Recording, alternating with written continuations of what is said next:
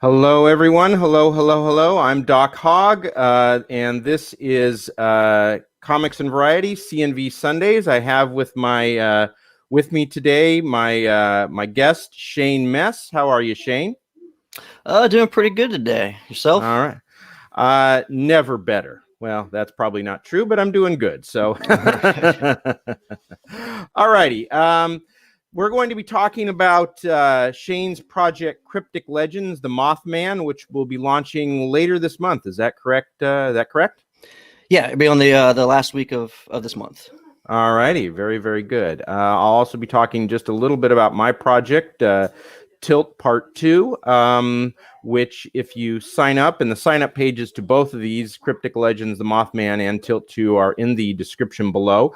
If you sign up to both, if you sign up to mine, you'll be getting a free Tilt magnet with your purchase. With Mothman, it looks like you're going to be getting a free decal. So this is like one of those things you can put on your car window or that sort of thing. Yep. All righty. We'll also be talking about this article about Alan Moore and how he feels that superhero movies infantilize people. And Shane is a big fan of horror cons, and I'm just going to let him talk a little bit about what he likes about horror cons, and because that's not certainly not my area, and we'll let him discuss that in a bit. What I am going to do right now, hang on here, guys, is I want to just talk about my current favorite subject, soon to be not so favorite subject, Camilla Zahn. And if you don't know who Camilla Zahn was, she was kind of a gatekeeper at Kickstarter, and it's probably one of the reasons Kickstarter has kind of fallen behind Indiegogo in terms of crowdfunding, certainly crowdfunding for comic books. But and I know Gatekeeper was not her official title. It was something like Director of Outreach, but there were a number of books by John Malin and a few others that got zinged for and were not allowed to crowdfund on Kickstarter, and they went over to Indiegogo, and Indiegogo is now kind of known as the place that doesn't really interfere. But at any rate, she eventually got booted from Kickstarter as their numbers fell. And at any rate, there's a couple reasons she's been subject of comics gators recently. She got involved in a brief Twitter discussion with Ethan Van Sciver. I did a video about her yesterday about her sympathies toward communism, which I found on her Twitter feed. But there was one thing that I did not include in my video that I just wanted to briefly discuss today. It's kind of, I don't know, you might call it a teachable moment, as much as I hate that term because it seems so condescending when I hear it. But we'll just call this a teachable moment. And I found this on her. It's Middle America. Vote red 2020 if you want to keep getting natural disasters that destroy your economy and livelihoods. Vote in your actual interests. Now, I wonder, and I don't know, Shane, do you think how much Camilla Zahn, how often do you think she's visited the Midwest? Do you think she's particularly, middle, or is that familiar with middle America? Do you think that's something that's really big in her wheelhouse, I guess? I would assume not, no. Yeah, I would kind of assume. Now, I could be wrong. I mean, maybe she grew up, she spent the first 18 years of her life in Kansas. I don't know. I spent 9 years of my life in Iowa and 2 in Missouri, so I know a little something about those places. But one thing I wouldn't do is assume that I know other people's interests better than those other people. I tend to believe that you're best off thinking that other people know their own interests, because if they don't know their interests, they're the ones who are going to pay the cost for being wrong, not me. Just like I know my interests, I pay the cost if I'm wrong, if I get my interests wrong, which gives me an awful lot of incentive to try to get them right. Don't you think? Right. Yeah. And so at any rate, I just want to, as a teachable moment here, and if people are interested, I would referred to you a book by the name Thomas Sowell, the economist from the Hoover Institution, who also himself grew up in poverty and in the segregated South. He's in his 90s now. But this was a book he wrote, this would be about 25 years ago, called The Vision of the Anointed. And basically what this means is people who are part of the intelligentsia, or at least have the attitude of the intelligentsia, not all the, but particularly folks on the left, but not entirely just the left. But it's this vision that they are smarter, more compassionate than other people, and hence that gives them sort of a entitlement to decide how other people should live. It's that type of thinking that often leads to disaster, and that's kind of what I think you're seeing in Camilla Zahn's here, telling people to vote in their actual interests. This was also something that was talked about by Thomas Frank, a book that was very popular about 15 years ago called What's the Matter with Kansas? Why is Kansas tends to vote conservative Republican when it's clearly in their interest? Liberal policies are clearly in their interest. Again, Thomas Frank, someone who has a vision of the anointed. At any rate, this is probably my favorite book by Thomas Sowell. Thomas Sowell has influenced my thinking enormously over the years, probably more so than any person that, at least any person that I've not known, that I don't know personally. I don't really know Thomas Sowell personally, just read his book. So in terms of an intellectual influence, probably nobody greater in my life. If you've not read The Vision of the Anointed, I would highly recommend that you pick up a copy. It will open your eyes. You might say, just deepen your understanding of the world around us, and kind of how the intelligentsia works, the visions behind what they do. And so at any rate, let's just end that there, and let's move on to Cryptic Legends, the Mothman. Do you have a screen you want to share? Oh yeah, I can. Let's Shane. Let's go ahead and do that. Let's show you here. I'll bring this one up.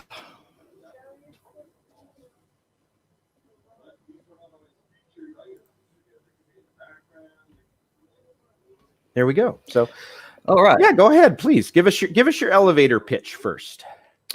Well, my elevator pitch is the Mothman is an urban creature from Point Pleasant, West Virginia. Happened in the 60s, and nothing's really been done with the Cryptic Legend Mothman since the 60s, after the collapse of the Silver Bridge. So kind of bring him to the modern day. He's returned to Point Pleasant, and now before he was kind of known as a creature that would show up, people think, to witness certain disasters. And I'm kind of going for more of the kind of like the Creature of the Black Lagoon kind of feel, or just like just that monster feel. I don't know. I'm trying to bring to life a monster book with them. So right here, I got a first page. My artist Elia, he's knocked out the first 12 pages are already penciled, inked, colored, and actually lettered. Adam AF finished lettering the first 12. Oh yeah. This past week, yeah. And I'm supposed to get the next 12. It's a floppy. It's only gonna be 24. It's about 28 pages because I'm going to do some tiers where the drawn in and stuff like that. And I had a couple extra things I kind of want to add towards the beginning. So overall, a floppy around the 28 page mark.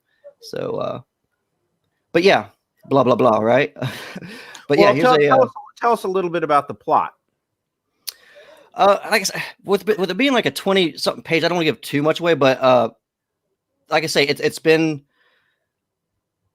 what 40 plus years since the Mothman's been around, so a lot of people don't take him serious. So we had the return of him terrorizing. I guess I could say that part. And so we're going to have, like I said, it's going to make that monster feel of from the victim's point of view. So and I have a twist because I want it to actually go on because it's called Cryptic Legends, the Mothman. So I have it where I want it to extend into other urban monsters as well. So Yeah. Okay. So here, what's going on in this? It looks like this oh. guy's going after frog legs here. Yeah. So pretty much got the basic outdoors kind of backwoods hillbilly guy, minding his own business. And he has the encounter with the Mothman. Like I say, a lot of people don't take it serious. Now, I will have it where it explains the beginning that a couple of teenagers have gone missing, and there's been people searching. So again, the legend's kind of being reborn, but the locals are so used to it that they're not too scared. But obviously things are going to take a turn, and our Mothman turn for the worse or turn for the better. Turn for the worse. Yes, like I say, I'm going monster. The only thing we really had of the Mothman since, like I said, like you always hear the collapse of the Silver Bridge. Are you familiar with the Mothman at all? Or no? Yeah, I mean they did that movie with Richard Gere and Laura Linney years ago that I saw, which it wasn't a terrible movie, but not a great movie either. And that's all we really got. Like the movie itself, it was a neat movie, but really there wasn't a Mothman in it. They made it more of a like a spiritual kind of event. Yeah. Like you don't know exactly what was going on. In fact, the only time I recall getting anything close to a glimpse of him was when he and his wife, who later dies, I think, of brain cancer. She died of something, and there's some creature that comes right at their car, and there's a flash, and it looks something kind of like what you've drawn here, if I remember correctly. It's been a long time since I've seen it. Yeah, but that was the only vision that we get of the creature, if I recall correctly. There's one other shot you get. There's a part where Richard Gere, I think he's in the bathroom, and he shuts the typical shut the mirror, and I think the image of the Mothman's behind him, but it's so quick. And even if, a lot of people will pause it to try to get that image, and it's such a distorted image. But yeah, so I mean, other than that, you don't really get that feel that I feel comes with a lot of urban legends. The people who had these attacks, seeing this monster, it's kind of developed into more of that weird spiritual thing. I'm like, what? I go to the festival every year. Except for this past year, obviously, because of COVID. And it's really cool just seeing all the people dress up. You get the Men in Black, because they were reported to show up after the bridge collapsed. The Men in Black actually showed up to Point Pleasant and was, trying to dismiss stuff. Because you also got the TNT bunkers. It was a military base. So you had this idea that he could have been a government experiment gone wrong.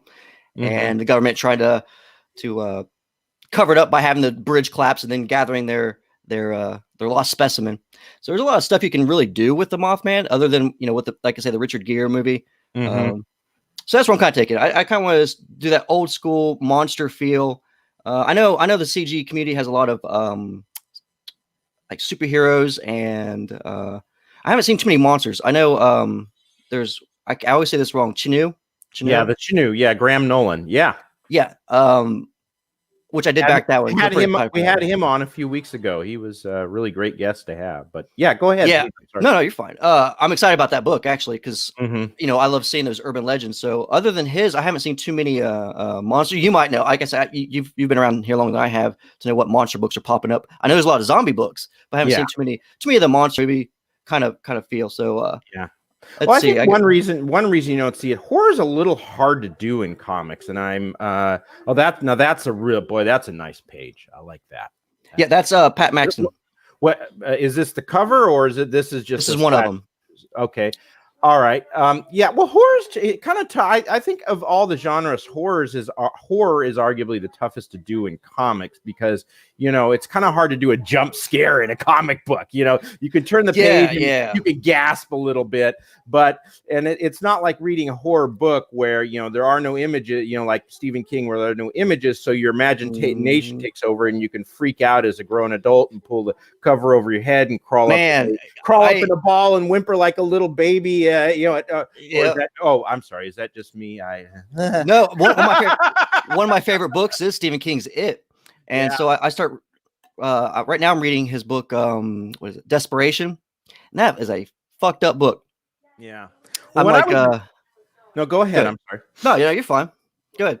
I was going to say, when I was in college, I spent a year studying in Mexico City, and I remember I brought his Stephen King selection of short stories. I think he's better at short stories than he is at novels, but that's a whole nother debate. So, but at any rate, I loved a lot of the short stories in Night Shift, and I remember reading one. God, was it called The Boogeyman? And in that set of short stories, it's the one where some creature comes out of the sewer and keeps killing this guy's kids. And I just remember reading that, and it was late at night, and I think I was like one of only two people in the house, just kind of curling up and pulling the I had pulled the cover over my head since I was a kid, and just waiting for daylight to come. And it's like, and I woke up the next morning feeling kind of silly, but a good horror story will do that to you. Oh yeah. Well, me being an '80s kid, my generation kind of grew up with the Goosebumps, which I know is like way watered down version of your Stephen King books, but I think that's where kind of my interest really started. Was I just gravitated towards Stephen King, and which is kind of funny because I know we're going to be talking about Alan Moore and his look on how he feels about comic book characters now and stuff like that. But growing up, one of the big things was Scary Stories to Tell in the Dark. I don't know if you've ever seen those books or not. Alvin Shorts.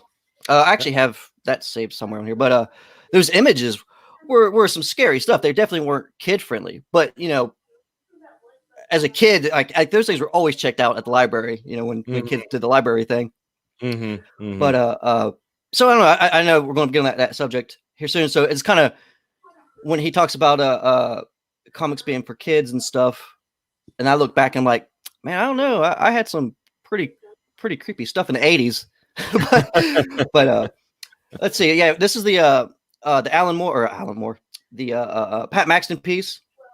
That was kind of on a whim too.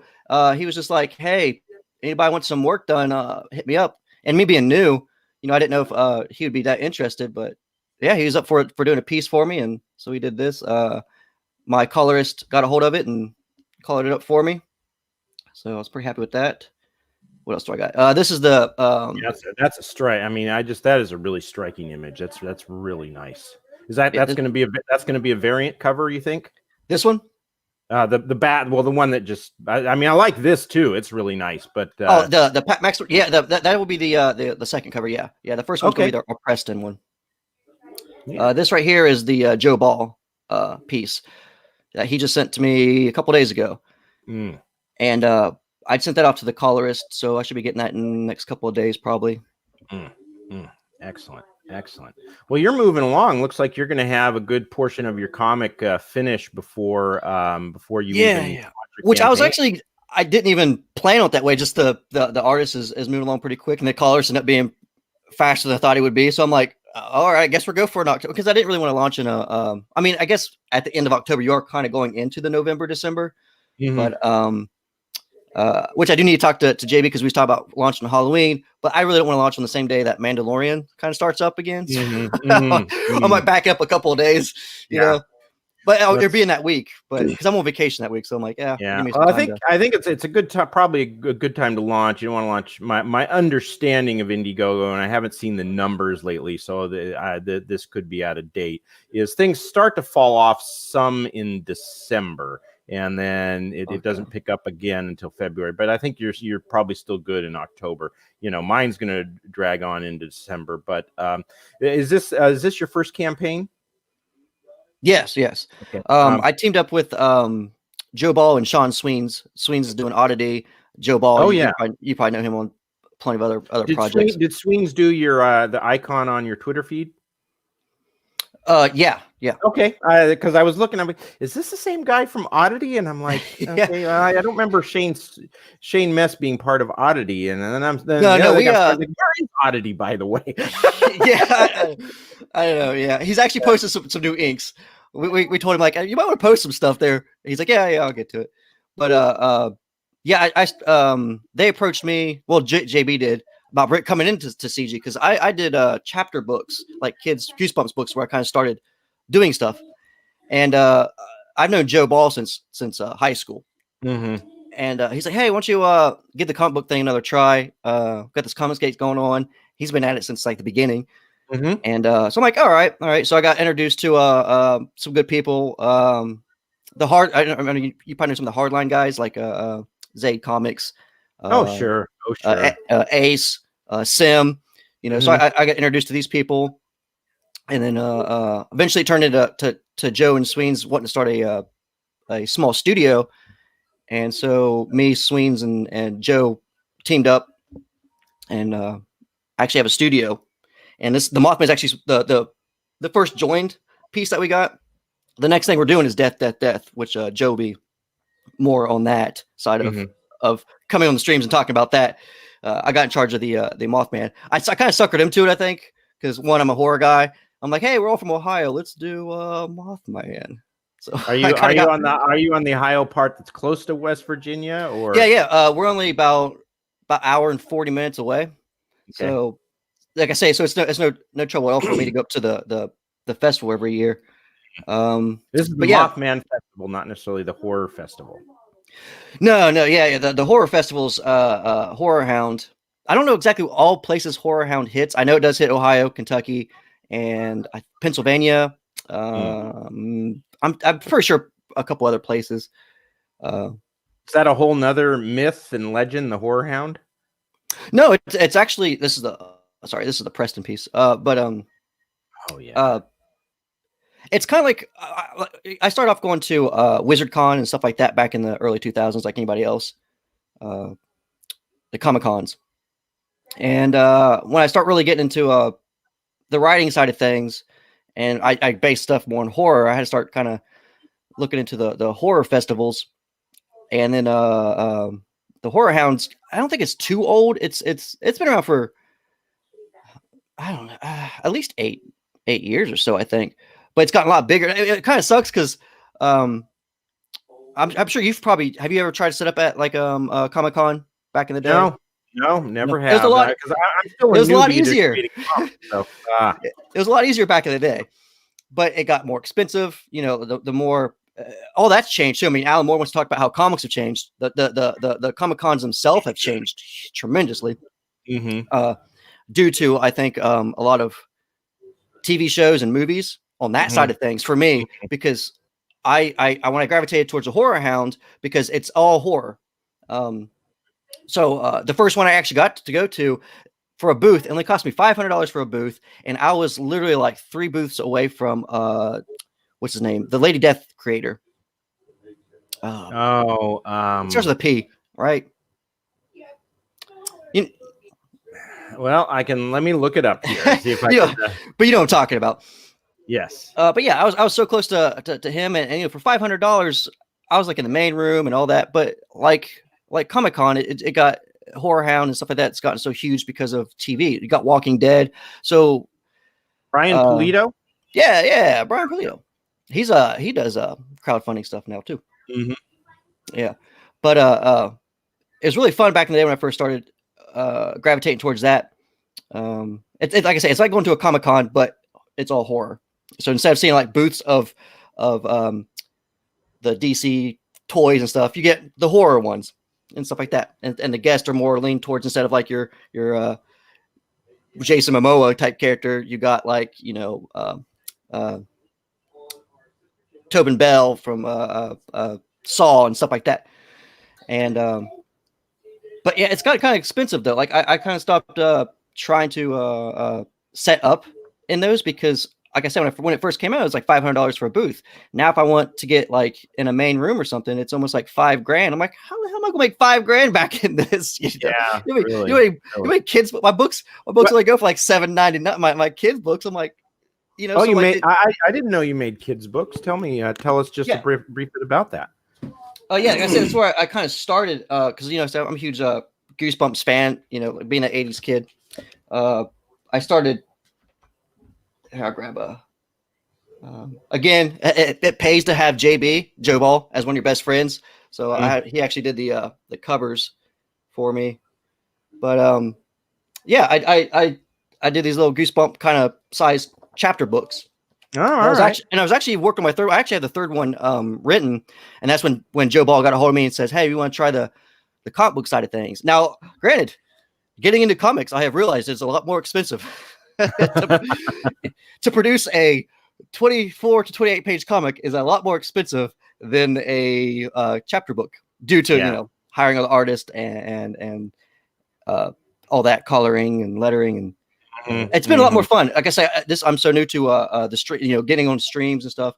But yeah, I started writing those. I actually started with a book where I had short stories and poems, and that was, this is like 2003, so those are like old. And I just kind of reevaluating, like, maybe I'll just do the chapter books. But you know what? It's so hard when you go to conventions and set up to get kids' attention with a paperback. Like, so I eventually do want to take the books and stories that I've started as the short chapter books and do the comic book versions of them. It's sad because I'm a reader. I'd like to see kids actually read as well, but if the market doesn't want me to do that, then I'll sell them the damn comic book version. Yeah. Well, well, it sounds like you got some guys who already have experience creating comics. If I would just give one bit of advice, is just make, since this is kind of your first campaign, make sure that your goal, your funding goal is reasonable. And I don't know, some of the guys you've got working with you might already have enough of a reputation it's going to attract people in. But if it is your first time, I'm not saying you have to. I'm not saying this number. Oh no, I'm not going high at all. Like I came into CG kind of slow. Kind of taking a view and to see how things work, what does work, what doesn't work. I've seen campaigns that I thought were going to be doing really well. Actually, I just had a refund on one. I didn't refund it, but it got refunded, I should say, because it didn't reach goal, because I think the creator was a little bit newer and had that really high number. And I was like, and I was really looking forward to the book. And for me, this project's like a half and half. One, it's me coming into CG, so I'm a new guy, so it'd be dumb for me to even like think this is gonna be like a 10 grand kind of. I'm set my, I'm saying, I'm set way down here, Yeah. So I set my first one at 3,000. I was going to go 4,000. That's where I was going to go with this one. 3,000.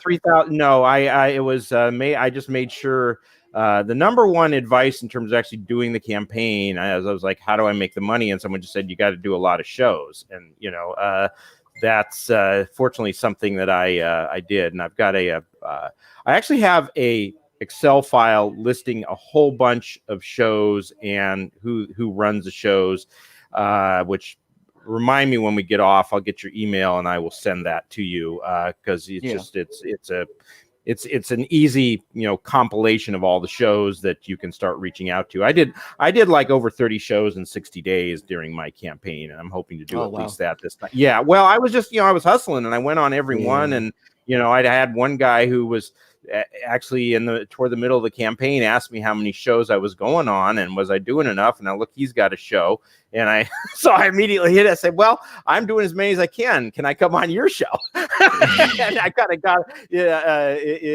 and at the time I then looked at his subscriber number and it was like around 40, and I'm like, is this worth my time? But then I thought, nah, don't think like that, go on, do the show. If nothing else, you get more experience doing the show. And like I said, and I actually got a backer or two out of it, which surprised me, but you never know.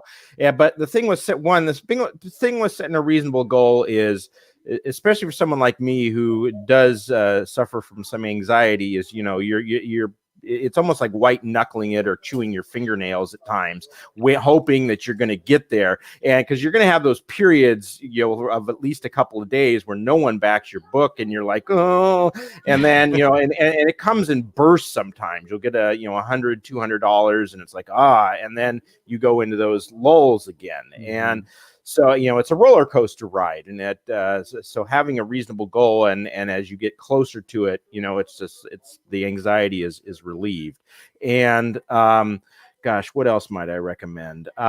Just go on as many shows as you can. And with your elevator pitch, I was about 3 weeks into it, and I was on Wanger's show, and I was given my pitch, and toward the end of it, Adam Post said, your pitch is fine, but you have to have a better summary. And he just blurted out, superheroes meet the Sopranos.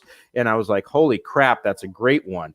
And so I went with it. I changed it right there on the show. And it was superheroes meet the Sopranos. So, have something very short like that about Mothman, and, something like Mothman meets the 21st century, because that's kind of what you're doing here, right? You're bringing Mothman up to date. Now, it doesn't necessarily need to be that, but just something that you can blurt out and people will realize what you're doing. And it's just, it's something that grabs them and brings them in and helps them. This time I'm superheroes meet the Sopranos, and the Sopranos get whacked. So, gotcha. That's the other thing. It's you don't think it's that important. It actually, it didn't initially to me, but now that, I've had it, and been through it, it's like, that little thing that you can say quick and grabs people's attention, it's important. Yeah. Definitely agree. So that would be the other bit of advice that I'd give. So, so when you go to these horror cons, tell me what kind of experience you're going to have. I mean, and assuming you've been to some Comic Cons, compare and contrast a little bit. For me, I personally like the Horror Hounds. It's like I say, it's almost the same as a Comic Con. But instead of, like I say, people dress up as a Wolverine or Deadpool, you have Hellraiser and Freddy Krueger's running around. So if you get kind of stagnated of the Comic Cons, it's nice if you can hit a Horror Hound or whatever's in your area. I'm sure there's probably something that's gonna be like it. But they've got huge. I say, I was really mad because Robert Englund was supposed to be in this last one, and I was all like, all right, we'll meet Robert Englund. Which I don't like paying a lot of money for celebrities, but I was willing to fork out the $70 for his. I know I shouldn't, but I mean, I don't know how much longer that guy's gonna be around. You know what I'm saying? Mm-hmm. But I find the community a little bit funner at the Horror Hounds. I think horror community can be a little bit. I think with it not being as I don't know. I feel like comics have gotten really stagnated with the Comic Cons. I feel like when I go to a Comic Con, I'm just like I feel like I'm at a flea market anymore. If that makes sense. Like I go there and I'm like, oh, here's like the I've seen all these DC toys. I've seen these long boxes of comics. I mean, it is a Comic Con. I mean, I'm not gonna hound on it too much, but when you go to enough of them, you just kind of, is it worth the price of admission? When you first start going to them, it was like what, $20. Now it's like $50 to get into these things half the time. Wow.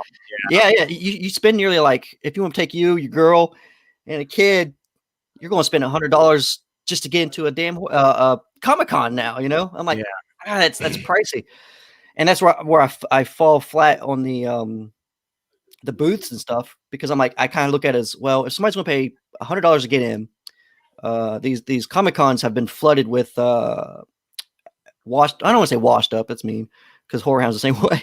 But you got a lot of actors and actresses who haven't done anything for a minute, or they're done with their series, and they're a lot of people. You got mixed fan base anymore.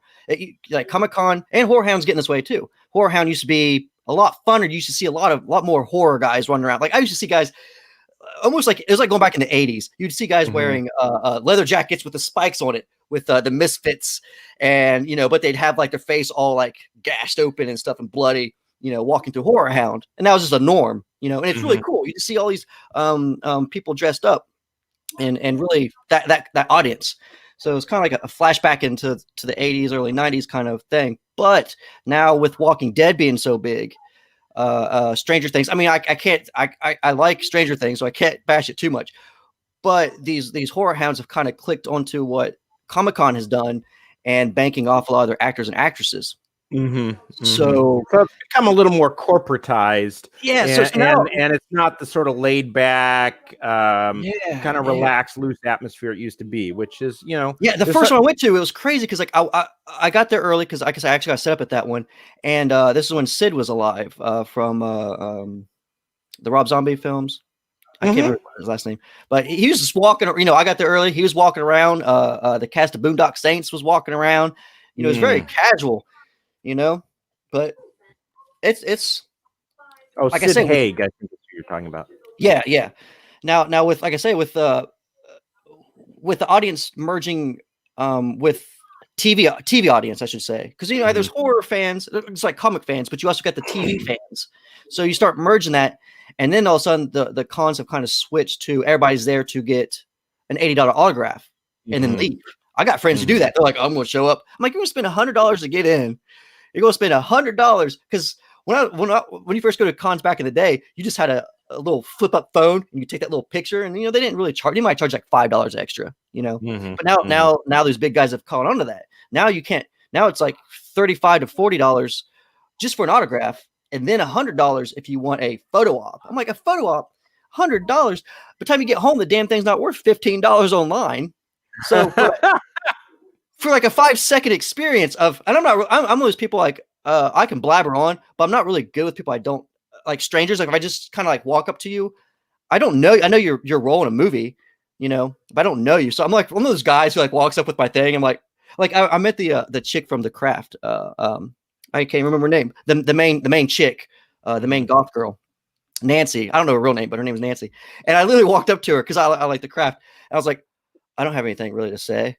She's like, it's all right. Because, a lot of people like try to think of something they want to say to them, or what are you up to? And because I made that mistake with Monster Squad. I'm a huge Monster Squad fan. Was it Kaylee Spaney? Maybe. But she hasn't been anything since like The Craft kind of days. She was in some not Billy Madison, Adam Sandler movies, right? She was okay. We're talking about the early Craft. Not the new one. Oh, okay. Oh, you mean oh yeah, I know exactly. Yeah, she hasn't been in a lot. We're talking. Yeah. So you don't know what to talk to him about, Nev Campbell, you mean? No. Hold on. I think I grabbed some stuff just to kind of show off because I'm a nerd. There, Robin Tooney. The Craft. Okay. Yeah, who would that be? It's a 90s. It's a kind of a 90s classic, in my opinion. Yeah, I think that's Robin Tooney, but I'm not sure. But I remember I met they had the whole cast of the Monster Squad, and I love Monster Squad. And I can't again. I'm horrible with people's names, but his character in the movie, Sean, he's the main character. And I was like, so man, yeah, I love the Monster Squad. And so what have you been up to these days? Just sitting in my apartment. I'm like, oh shit. It's like that awkward, like you haven't been doing anything. I get it. You've been hitting cons because you need some money. But I like meeting those actors a lot more. I know they're a little bit on the washed up side, and I was mean to say because you're childhood people, but it's kind of the truth. They're not doing much. Yeah. But now that the Walking Dead cast has kind of taken over, and the Stranger Things, and you start getting all those people, the lines out the door, and yeah, man. Like when my friend was like, he thought I was crazy because I grew up with Christina Ricci, same age kind of thing. So it's always kind of like the fling of like, man, if I can meet Christina Ricci. And I used to joke with my buddy at work all the time about meeting her and stuff. And then she was actually at one of the last Horror Hounds. And he's like, you go get her autograph? You go get her autograph? I'm like, I might. And I looked it up. I'm like, man, it's like $100, photo op. I'm like, I don't want to spend $100. He's like, are you crazy? You would talk about meeting her your whole life. I'm like, yeah, but $100 is $100. And then I look at her line, and her line was so big that it actually got categorized into callers and sections. Like at 2 p.m., blue team will be meeting. I'm like, that's too much for a to be at a show for a couple hours and then have to mess with all that. And it takes the spirit away from me. I'm not there to just meet actors and actresses. And I feel like the Comic Cons and the Horror Hounds are getting that way, where it's just inflated. I don't mind. I think you should only have like 4 guests.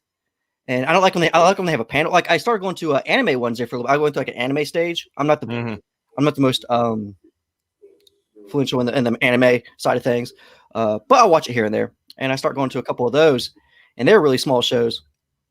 And I like them because they had panels. Like they had like a Final Fantasy. Like they talked about which Final Fantasy was the best. And being the 80s 90s kid, I grew up with Final Fantasy 7. I'm like Final Fantasy 7, and they had these panels where the nerds would go up there and they debate which Final Fantasies. And to me that was just really fun. They had like arcades and stuff. It really felt like a convention. I wasn't there. They weren't there to just sell me an autograph for $100 and kick me out the door. And Horror Hound used to be that way, where it had a lot more the panels and stuff. They still have a couple of the panels. Like I think Elvira was at one of the last ones, and she did a panel, which really sucked for me because I was in line for her. I was like, okay, I'll at least meet the mistress of the dark here. It was only like $30. Sure. I wait for almost 40 minutes, and I was like third next in line, and then like they stopped the line so she can go do a panel. I'm like, well, that just bit me in the ass. Oh, ooh, Yeah. ooh, ooh. But I guess I haven't been to the Comic Cons in a while, but I assume they haven't really changed. Like I say, when I first met, one of the first people I ever met was Ray Park. Oh, all right. Yeah, and that was like $25, which to me was fair. That was like 2000. Like I said again, that was like 2004 maybe. Mm-hmm. And he was at a horror hound, which I thought was really weird. Him being at a horror hound again. Like I said, you start getting these mixed match people coming in to these cons. But anyways, yeah, he was at a horror hound, and I think it was like 70 for an autograph. I'm like, man, I'm like, what? Inflation there. Jeez. Wow. But as they get more popular, it gets more expensive, and because there's more people lining up, and yeah, it's unfortunate sometimes when these things change, and it's they become these just massive. But on the other hand, we've gotten some great Marvel movies, and I think that's probably a good time to take a quick look here at, and we'll come back to your comic at the end for a little bit. But let's go over to this. I'm going to talk just a little bit about Alan Moore here. It's from Bounding into Comics, which I think is really one of the best comic book websites and entertainment websites out there. Alan Moore's superhero says says superhero movies infantilize and blighted culture. Alan Moore, well, he says that a lot. He says he throws shade on a lot of things in our culture. So this is nothing particularly remarkable in that sense. But Alan Moore rarely does interviews, but he's resurfaced for a new one. And it may not surprise you to learn the Watchmen creator, who has disowned some of his own work and largely disowned the adaptations of his graphic novels. I actually think the movie is a little better than the graphic novel, but that's just me. Doesn't really care for the boom period of superhero cinema we're currently in. I agree, by the way. I look at Alan Moore, and I look at a guy who doesn't care for much of any particular period that he's in. Yeah, it's almost like part of his character at this point to be like that grumpy old comic book creator. Yeah, I think. Moore opened up to Deadline that he thinks superhero movies are a blight and an infantilizing influence on the culture. Most people equate comics with superhero movies now, he said, which he finds troubling. Infantilizing. That adds another layer of difficulty for me, he continued. I haven't seen a superhero movie since the first Tim Burton Batman film. They have blighted cinema and also blighted culture to a degree. Moore would then add, several years ago, I said I thought it was a really worrying sign that hundreds of thousands of adults were queuing up to see characters that were created 50 years ago to entertain 12-year-old boys. I look at that and it's like, well, they are, and to some degree still do entertain kids, particularly boys, but girls to some extent. I don't know. I mean, there are a lot of hobbies and things that you do as a kid that we've turned that can be turned into adult hobbies. I don't really see that as in any way something that's bad. I mean, one of the things that I immediately thought of, one of the things that I thought of when I was thinking after I read this and was pondering it, I guess. I don't know how prevalent this is around where you live, but where I live right now near DC, prior to COVID, there were a lot of intramural kickball leagues for adults, which was, I hadn't played kickball since I was in, probably 12 years old. Yeah. And it's like, well, I mean, some adults said, hey, why don't we go do kickball again? And they got together, and what's the harm in it? I mean, it's the thing too is with the Alan Moore thing is, but so he's trying to say that comic books are have gravitated towards more adults, right? And he finds it disturbing. But yet, you know, I mean, does he consider his comics, since it's graphic novels, just a different standalone type thing? Because I mean, all of his books are adults, so I mean, wouldn't he be kind of partially to blame? Well, yeah, that's something that I would like. I mean, The Watchmen came out years ago, so he took Swamp Thing. You got V for Vendetta was his, right? Yeah, I mean, those are all adult themed. I mean, for somebody, that's exactly what I was thinking when I got to the here. In his mind, what's wrong is people wanting to read comics aren't made for children, as they always had, and feel sophisticated. The form grew up, after all. But Moore feels they didn't make the inroads with adult comics that they would, instead causing readers to take the hero characters too seriously. They become grotesque in his view as they got more adult. He sees Adam West's portrayal as more faithful adaptation of a man dressed as a bat. Increasingly, I think the best version of Batman was Adam West, which didn't take it at all seriously. I mean, yeah, I mean that then, right? Like, it wasn't doing very well. Well, what is? Yeah, I mean, you know, number one, when it was recreated by, oh gosh, and the Return of the Dark Knight, and who wrote that? Gosh, and I'm totally drawing a blank on his name. Yeah,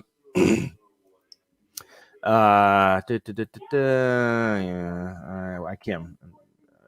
This is going to bother me here, so I will have to look. Return of the Dark Knight. I cannot believe I cannot remember his name, but I do this. Frank Miller. Thank you. Yeah, you know, when Frank Miller wrote The Return of the Dark Knight, it was kind of the relaunch or rebirth of Batman in the comics. I mean, it really, but so, you know, yeah, I mean, it made things more adult, but it also kind of saved the character almost. And Alan Moore's, I mean, book, you know, The Watchmen was a deconstruction of comic book heroes. I mean, in the sense that, I mean, the guy even had Blue Wiener hanging out. I mean, in the 80s, you can just buy. Kids can buy that. You know what I'm saying? Like, how can well, it's not only that. I mean, two of the heroes, and they're not really heroic. I mean, you know, the comedian and Rorschach are psychopaths. Crazy, yeah. But he tried to trim it to heroes. Like, when you read it, he tried to, I don't know. You know, you've got Ozymandias, who takes it upon himself to exterminate, you know, millions of human beings to try to quote unquote save the world. I mean, it was clearly, it was also an allegory about nuclear war. You know, and there's the guy who does the channel, the YouTube channel, Just Some Guy, has done a very good video about this. After this is over, I will make sure and put a link in the description below to that particular episode, where he talks about how, you know, you're deconstructing heroes, you're going into the dark side, and you're making them less heroic. You know, the effect that has had. Now everything has to be deconstructed. Everything has to be made less heroic. Graham Nolan, when I had him on talking about the Chinoo, complained about this as well. And I think there's something to that, is that, you know, heroes, you call them superheroes because they they struggle with their you know, they struggle to try to be heroic on all the values that encapsulates. You know, it's fine for them to have dark moments, but, you know, it's about trying to overcome some of those moments. And, you know, that's very much what The Watchmen was not about. And so many comics follow The Watchmen now, that, you know, you've taken things that are heroic and turned them into, kind of started it. You know? Yeah, I mean, if he's complaining about it, I mean, you know, kind of, this is a, you know, look in the mirror. I mean, this is where it where it started. And the other thing I would just say, you know, with the kickball remark, is I don't think there's anything wrong with people taking a children's hobby and turning it into something for adults. Now, can that go too far? Can you really be infantilized with that? Sure, you can go too far, but you can go too far with anything. The fact that we've taken superheroes and brought them into the grown-up world, you know, people need their escapism to some extent. You know, we lead these kind of dull, dreary lives. I mean, I don't want to overstate that, but we lead these dull, dreary lives sometimes. They can get kind of monotonous, and escapism is just that. It's a chance to forget your troubles for a little bit and enter a fantasy realm.